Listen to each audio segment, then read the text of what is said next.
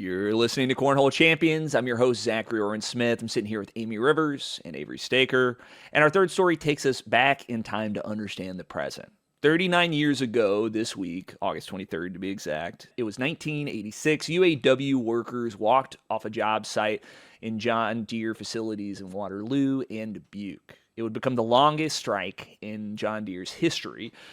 And this week, Deere announced it's laying off 238 more workers across Iowa and Illinois. The kind of famous 1986 strike, just some details from it. On Saturday, August 23rd, 1986, at 12:01 a.m., roughly 4,300 unionized Deere employees began striking at the Waterloo Foundry and Dubuque Industrial Equipment Plant. UAW Vice President Bill Katz-Stevens said the major issues were, quote, job security, adequate improvements in the pension, and the company's attempt to emasculate our cost of living provisions. Deere responded aggressively, locking out all production workers at 14 facilities. The strike lasted a whopping 163 days, which is you can't quit, you're fired. That's a lockout, basically. Yeah, I mean, pretty harrowing, right? To hear it, kind of emasculate our cost of living provisions was the thing that kind of got me with that.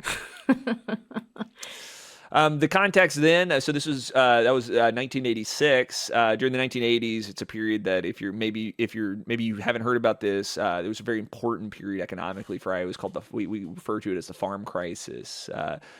It was pretty devastating for rural Iowans. Farm equipment sales had fallen to about half of the 1979's record. Areas which were centers of farm equipment production were economically and socially gutted, particularly in the Quad Cities, which saw a great deal of unemployment during the period.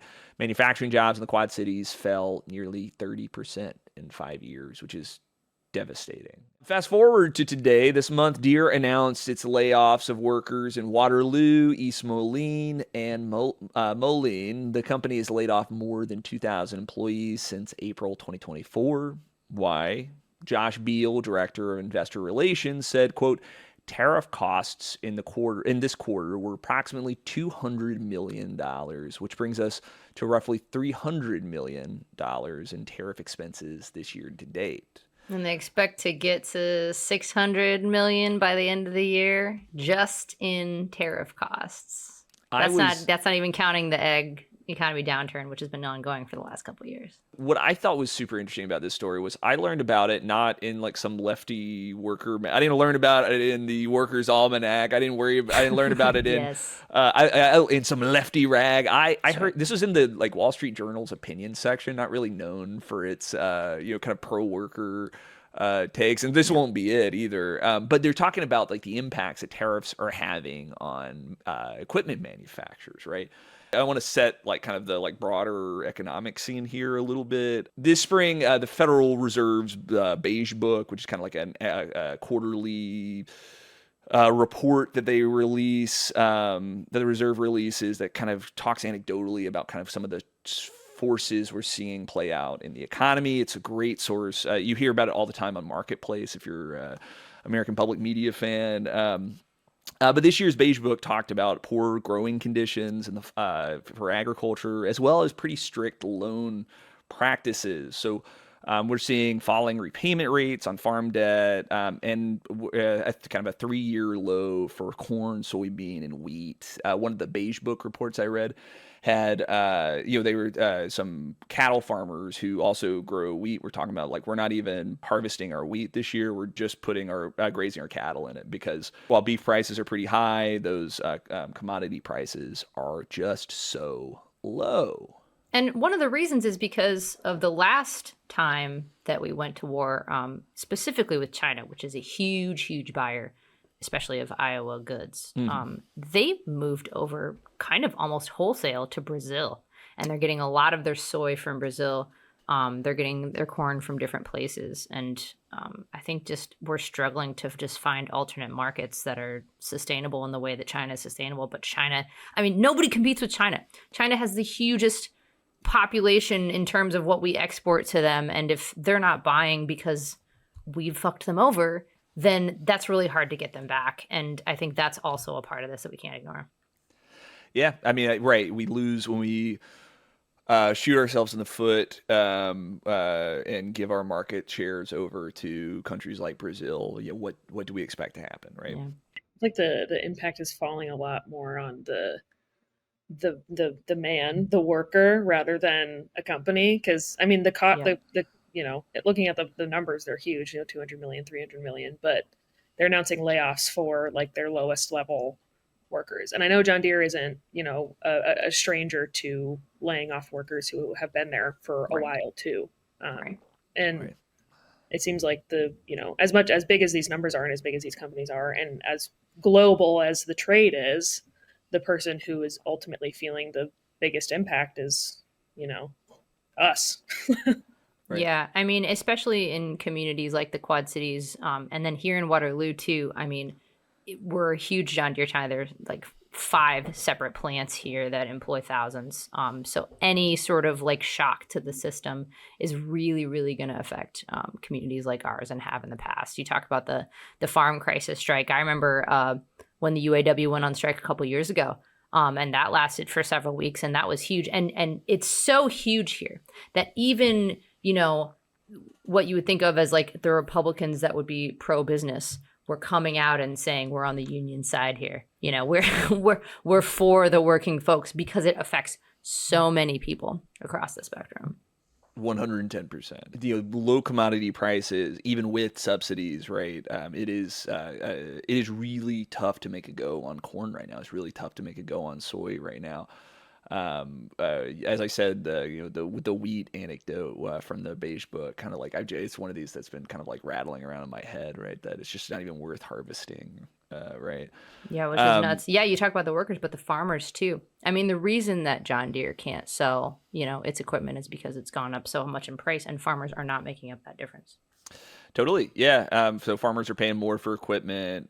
John Deere is getting less of a margin off of it. And therefore, that's less value that it's producing because it's paying more for steel. It's paying more for all these commodities that are all these inputs that they put for their tractors.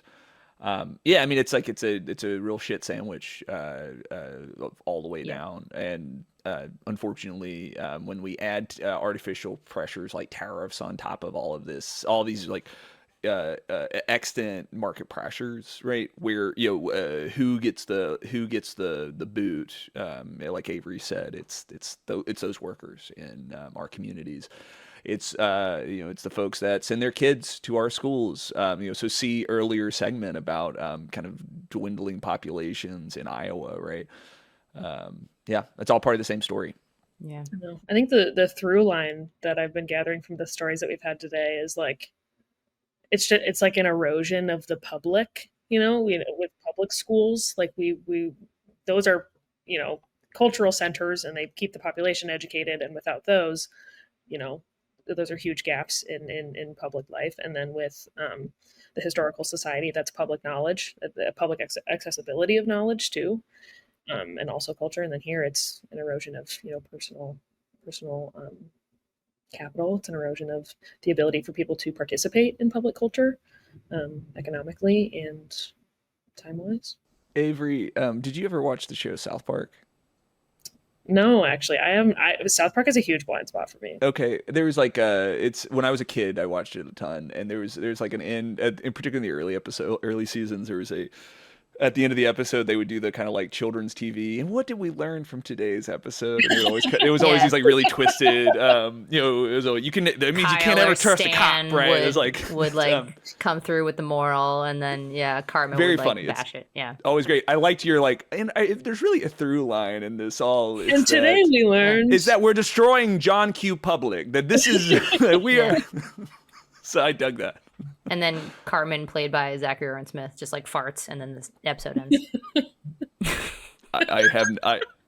There was like my brain immediately, my brain immediately yes, and it was like, all right, so you're doing a Cartman voice now, aren't you? And that's not happening. That's a different podcast. Say punch and pie. Say punch and pie. That was another episode of Cornhole Champions. Can I do it? That was another.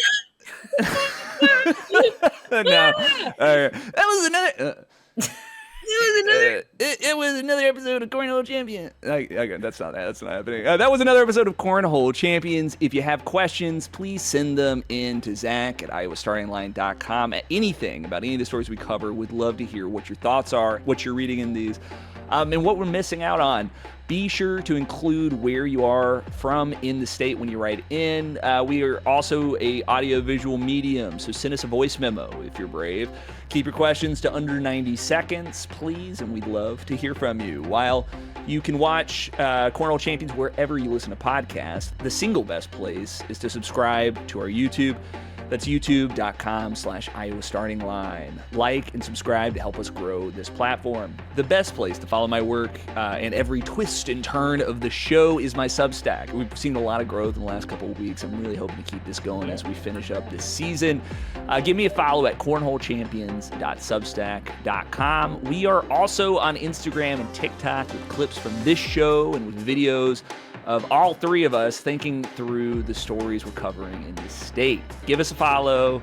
If you like the show, I think you'll like what you find there. Last, Iowa Starting Line's flagship newsletter is a tremendous resource of news, links, cultural coverage, etc. Subscribe to it at iowastartingline.com/newsletter. I know you won't be sorry. Cornhole Champions is a weekly podcast powered by Iowa Starting Line. The podcast is produced by me and edited by Rebecca Steinberg. Our music is by Avery Mossman, and our show art is by Desirée Tapia. Cornhole Champions is a proud member of the Iowa Writers Collaborative. We'll see you with a new episode next Wednesday. Until then, I'm Zachary Oren Smith. I'm Amie Rivers. And I'm Avery Staker. Thanks for listening. Silence. Do y'all hear the effect on the delay I put on that? Nope. All right. You got effects now? Oh! Silence. Wait, I heard that. But I have to anyway.